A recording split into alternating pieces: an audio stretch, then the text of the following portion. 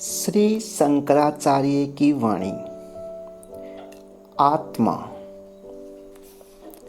सत्य चित्त स्वरूप आत्मा की अनुभूति सतत अभ्यास के बिना नहीं हो सकती। अतः ज्ञान पिपासु को अभीष्ट प्राप्ति के लिए दीर्घकाल तक ब्रह्म का चिंतन करना चाहिए। जिस प्रकार घट आदि पदार्थ दीपक से प्रकाशित हो उठते हैं, उसी प्रकार मन, इंद्रियां आदि केवल आत्मा से प्रकाशित होती हैं। यह विषय स्वतः प्रकाशित नहीं हो सकते। जिस प्रकार प्रज्वलित दीप को उसका अपना प्रकाश दिखाने के लिए अन्य दीप की आवश्यकता नहीं होती, उसी प्रकार बोध स्वरूप होने के कारण आत्मा को स्वयं को प्रकाशित करने के लिए अन्य किसी साधन की आवश्यकता नहीं पड़ती। रस्सी को सर्प मान लेने पर जिस प्रकार कोई व्यक्ति भयभीत हो उठता है, उसी प्रकार आत्मा को जीव समझ लेने पर व्यक्ति भयग्रस्त हो जाता है। मैं जीव नहीं परमात्मा हूँ, यह अनुभूति होने पर व्यक्ति निर्भयता को प्राप्त हो जाता है। ज्ञानी पुरुष को विवेक द्वारा संपूर्ण दृश्य जगत को आत्मा में ही विलीन कर लेना चाहिए और निरंतर यह चिंतन करते रहना चाहिए कि आत्मा आकाश के सदृश निर्मल है। उषा काल में अरुण द्वारा अंधकार के तिरोहित हो जाने पर जिस प्रकार सूर्य उदित होता है, उसी प्रकार ज्ञान द्वारा अज्ञान के नष्ट हो जाने पर आत्मा प्रकट होता है।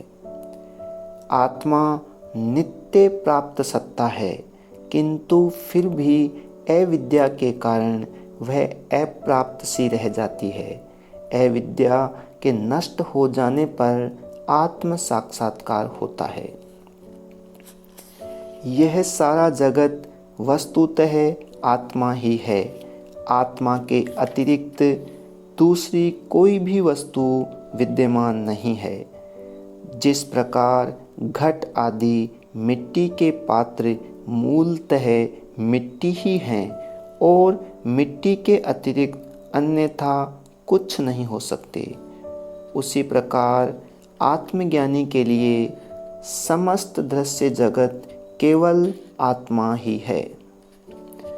जो व्यक्ति सभी कर्मों का त्याग करके सर्वव्यापी, देश काल निरपेक्ष, द्वंद्वहारी, निर्मल एवं चिरंतन सौख्यदायी आत्मतीर्थ का सेवन करता है, वह सर्वज्ञ एवं सर्वव्यापी हो जाता है तथा यहीं पर अमरत्व को प्राप्त कर लेता है। हाथ तोड़कर फेंक देने से शरीर में वैगुण्य आता है, परंतु आत्मा में नहीं। हाथ तोड़ने के बाद जो शरीर शेष रहता है, उसका भी आत्मा पर कोई परिणाम नहीं होता। आत्मा अखंड अविकारी है। जिस व्यक्ति के लिए मैं और मेरा का विचार पूर्णतया अर्थहीन हो गया है, वह आत्मज्ञानी है।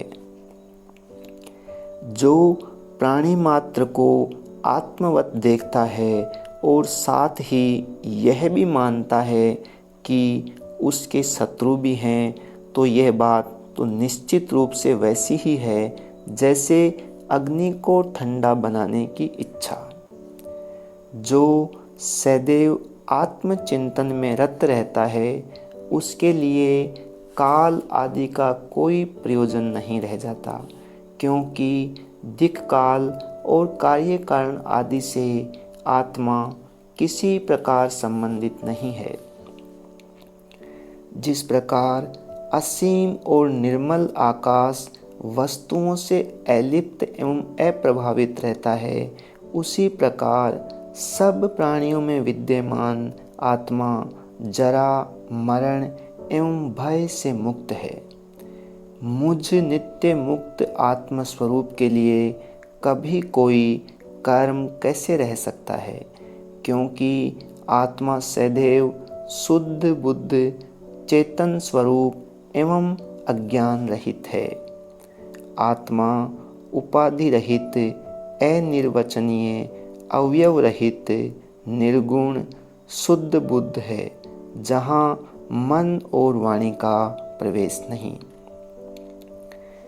आत्मा चेतना की तीनों ही स्थितियों में जागृत, स्वप्न और सुषुप्ति में विद्यमान रहती है।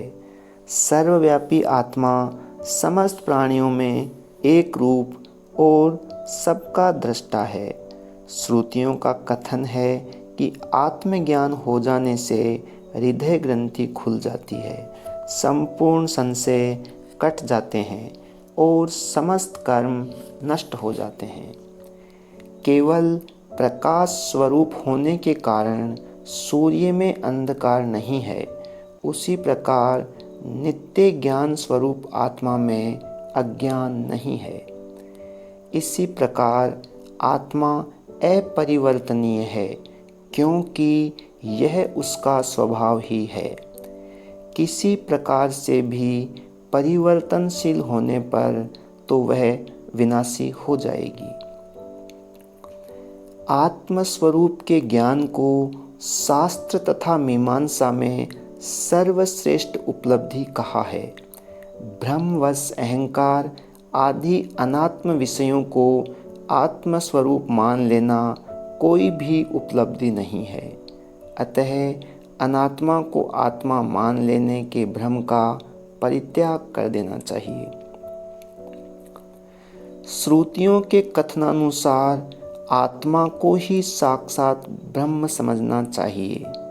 यथा आत्मा यहाँ है और इसी क्षण है, हृदय की सब ग्रंथियाँ कट जाती है, आदि आदि। आत्मा ज्ञान का विषय नहीं है, उसमें बहुत्व का कोई अध्यारोप नहीं है, अतः उसके अस्तित्व को न कोई मान्य कर सकता है न अमान्य। जो व्यक्ति यह जान लेता है कि मैं जन्म जरा मरण से परे एवं अंतर्बाह्य आत्मा हूँ, उसके लिए किंचित मात्र भी भय का कारण क्यों होना चाहिए।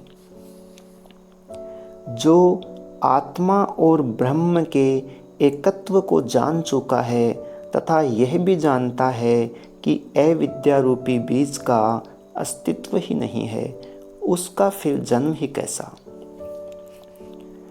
आत्मा कोई ऐसी वस्तु नहीं जो किसी समय किसी के लिए ज्ञात न हो और न ही आत्मा ग्रहण करने अथवा त्यागने का विषय है। जिस प्रकार अपने शरीर को जानने के लिए किसी बाह्य प्रमाण की आवश्यकता नहीं पड़ती, उसी प्रकार आत्मज्ञान के लिए बाह्य प्रमाण की आवश्यकता नहीं है। समस्त सांसारिक कामनाओं के परित्याग के बाद आत्मानुभूति की तीव्र आकांक्षा ही आत्म साक्षात्कार का एकमात्र साधन है। आत्मा के ब्रह्म के साथ एकत्व की अनुभूति के पूर्व इंद्रिय जगत और उसके विषयों का एक निश्चित रूप बना रहता है।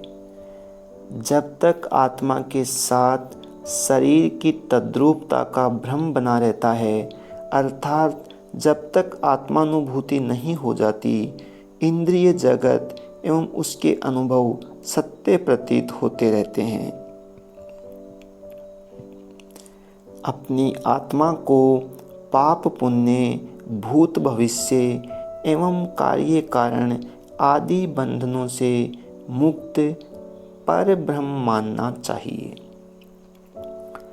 जागृत और स्वप्नावस्था की भांति सुषुप्ति में भी आत्मा जागृत रहती है, क्योंकि अपरिवर्तनशील होने के कारण इसकी चैतन्य शक्ति का कभी लोप नहीं होता।